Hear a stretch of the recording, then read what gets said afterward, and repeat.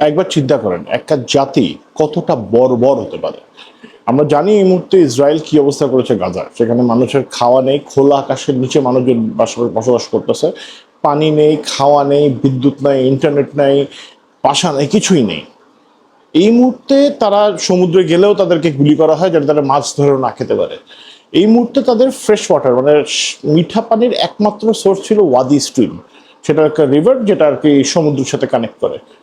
Israel যেটা করেছে recently সেটা হলো তাদের যত ধরনের সুয়েজ পানি আছে, যত ধরনের বর্জ্য ওয়াটার, সেটা সেটা তাদের বর্জ্য অবস্থার যা যা ফ্যাক্টরি ওয়েস্ট হতে পারে, সেটা হিউম্যান ওয়েস্ট হতে পারে, সব কিছু তারা এই ওয়াদি স্ট্রিমের মধ্যে ছেড়ে দিয়েছে। জানি মানুষজন এই পানি, এই ফিলিস্তিনিরা এই পানি না খেতে পারে।